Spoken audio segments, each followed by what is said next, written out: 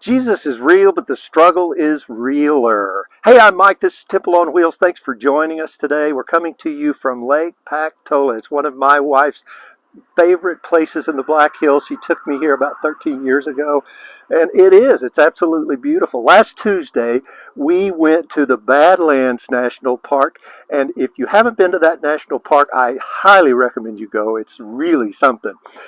We talked about Job last week, and I wanted to finish that story up. Here's Job. He has lost everything. He's lost his livestock. He's lost his servants. He's lost his children.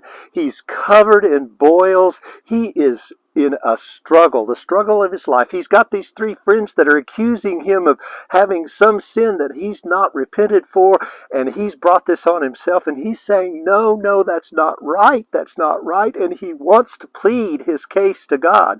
Well, God knows, and we know that because that's how the story starts, that Job is an upright man. There's none like him on the earth.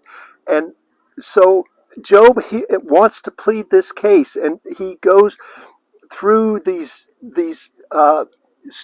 stories of how he would tell God how he's a righteous man. And finally, he gets that chance. But here's what happens.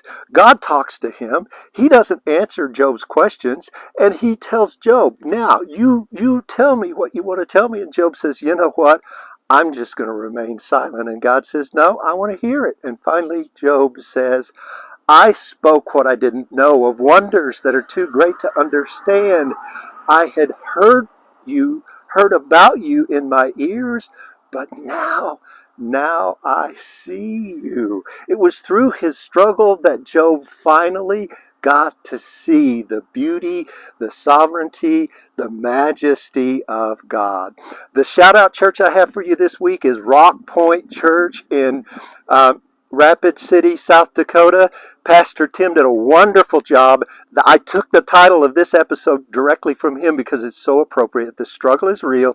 Jesus is realer. He used the woman with the blood flow to illustrate that, and how she went through this 12-year period of losing blood. And pardon my graphics. I want you to get this because that's what he brought home. Pastor Tim brought home with me. This woman was having like a menstrual period that lasted 12 years. She had to be weak. She had to be doubled over in cramps. She had to use every ounce of her strength to get to Jesus. And her faith was so that she said, if I could just touch the hem of his garment.